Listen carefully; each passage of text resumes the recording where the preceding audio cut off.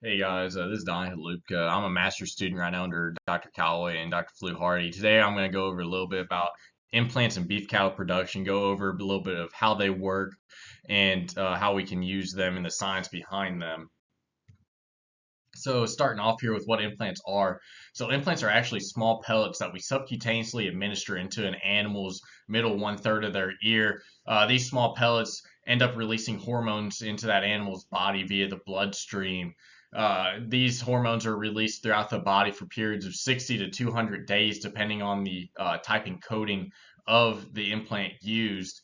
And then this results in us seeing an increase in average daily gain in feed efficiency.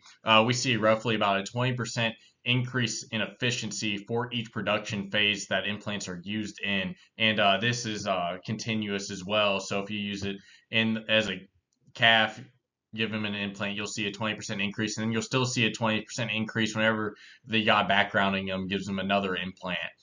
This results in about a $15 return for something that only costs $1 to buy.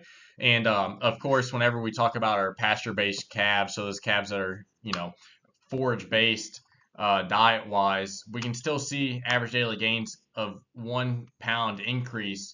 However, though, this is very grocery dependent and making sure that we get those calves meeting their nutritional requirement.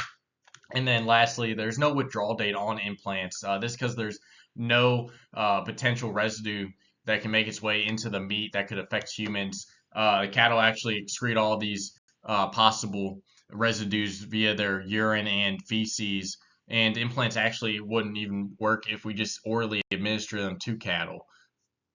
So I just wanted to briefly go over the history of implants. So first implant that was available for commercial use was actually a Cinevest X back in 1956. This implant was a combination of estradiol benzoate and progesterone. Fast forward a little bit though, recently, as of June 1st, 2023, the FDA has actually changed the regulations and what we're all allowed to do with implants and how we're able to actually use them. So previously there was no regulations on how many implants we were allowed to give per production phase. The FDA has now gone back on that and changed it around, saying we can only give one implant per production phase, breaking up these phases into our suckling calves, so our cow calf producers, our stocker and grow yard, which is going to be that forage-based diet that we're trying to put on weight and then our last would be the finishing phase, which is going to be our feed yards. We're finishing out these cattle on a high concentrate diet, getting ready for send them to harvest. Now to actually start getting more into the science of these implants, we can break implants up into three different types of implants. First, we're going to have our androgens. These are going to be our male hormones, so our trembolin acetate and testosterone propionate. And then our next group is going to be those estrogens. So these are our female hormones, like our estradiol 17 beta.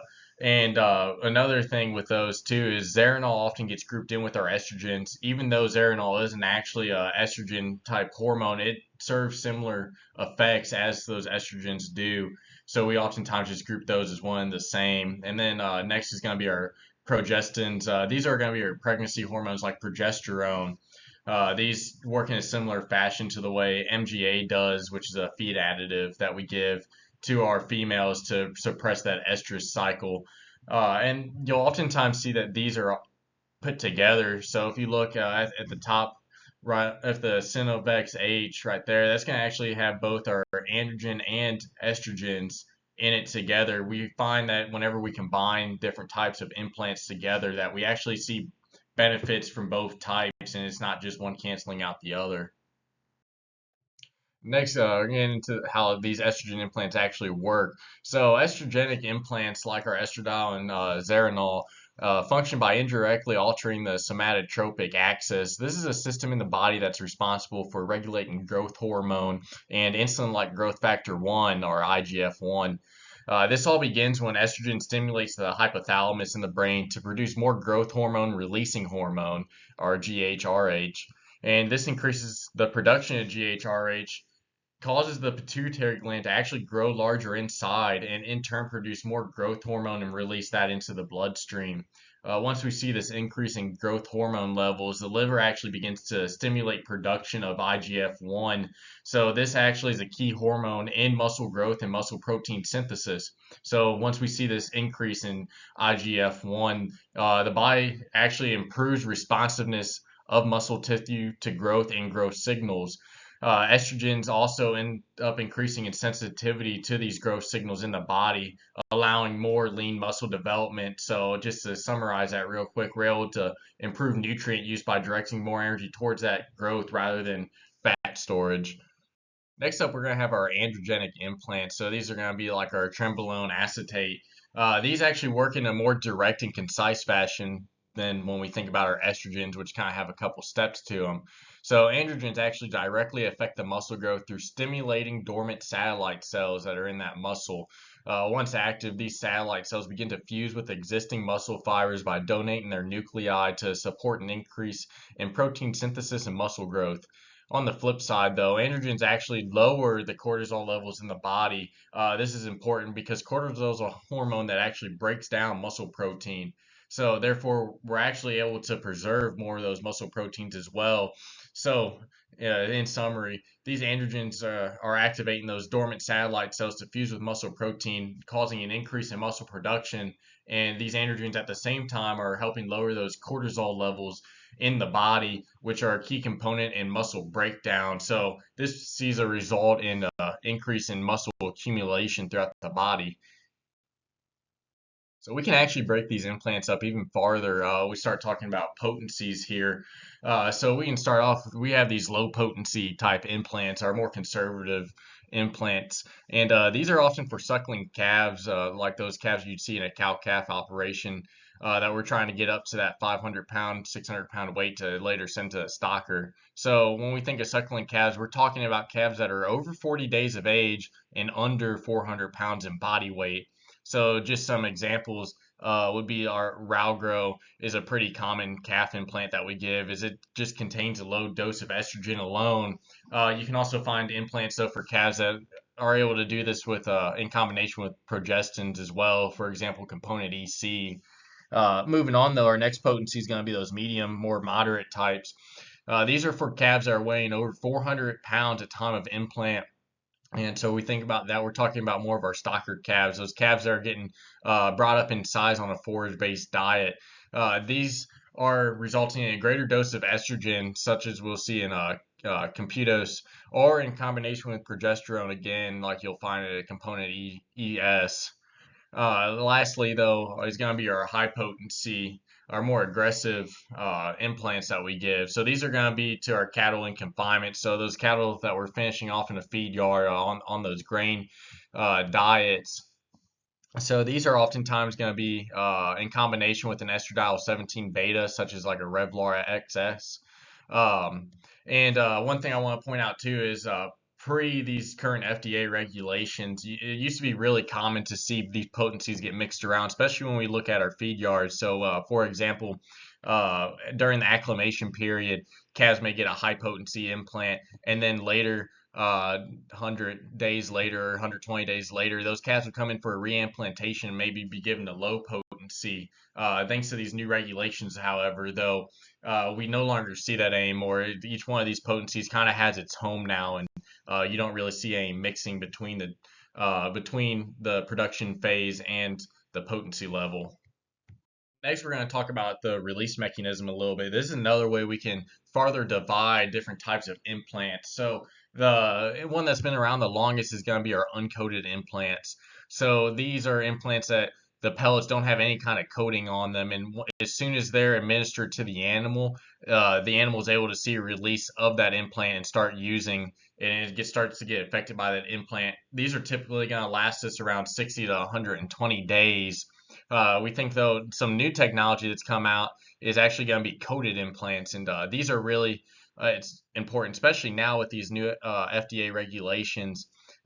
These are going to remove our need for reimplanting, and the way these work is if you look on the right here, you can see, for example, in something like this is a Revlar XS, which is a Merck product. You can see you have your 4 uncoated pellets right here, and those are going to be the ones that are immediately available for use. And then these last 6 pellets right here are all going to be coated. So this coating is going to allow those pellets to not be broken down immediately. And then you'll see around day 70, day 80, that coating's going to finally break off, and those pellets are finally going to be used by the animal, and those implants are that second part of that implant is going to finally start having an effect. And this actually allows us to see these implants last longer, up to 200 days even. And then one thing I wanted to just briefly touch on was implants' effects on carcass quality. So implants are going to actually cause us to see a decrease in quality grade. This is, of course, assuming that we're feeding those calves on the same amount of days on feed as we would a unimplanted calf. This is because we're going to see that repartitioning of fat into muscle, so we're not going to get as much of that intramuscular fat. We can find that this can decrease marbling scores by around 15 points, which may not seem like a lot. And if you look at that bottom right chart right there, has our marbling scores on it. But if you have an animal that's riding that select choice spread, 15 points can be the difference between getting a high select or a low choice. And that's a difference in $20 a hundredweight sometimes, depending on the current market. And that's a lot of money. On the flip side of that, though, we actually do see improvements in yield grade for that same reason of that repartitioning of fat to muscle. So if you got an animal that's riding that line on being a 2 or a 3, if you can snag that lower numerical yield grade and get that premium for getting a 2, that's certainly going to be beneficial. And we can make both these more like a conventional unimplanted calf if we just simply feed them out longer. So you may not get those improvements of yield grade, but you'll see the increase in that quality grade. So just to briefly go through how to use these real quick, running out of time, so I'm not going to go too in detailed. Starting off though, each company has their own implant gun. So Merck's going to have a different implant gun they want you to use versus Zoetis, and then at other implant companies as well. And then when we administer these, if you can look at the middle image right there, so we're going to administer implants in that middle 1/3 of the ear, ideally between that upper and lower rib of the ear. This is because this is where most of the blood flow in the ear is. And we administer it in the ear because we don't actually consume the ears of cattle. So we don't have to worry about having that implant or having that residue there either. And then it's best to use good hygiene practices. So this is meaning that you wipe the gun in between each implant that you administer to an animal, and then that tray is going to be filled with a disinfectant, oftentimes a chlorhexidine solution.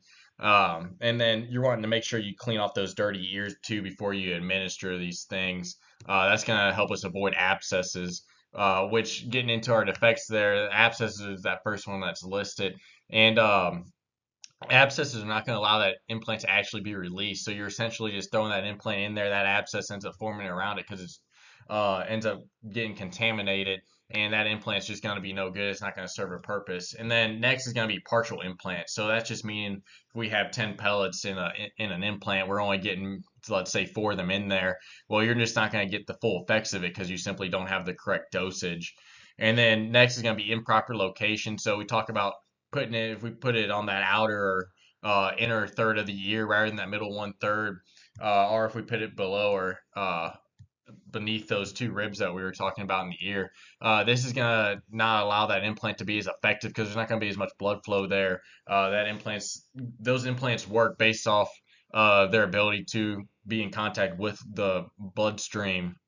So you're just not going to see as much benefit out of them then. And then lastly is going to be a crushed implant.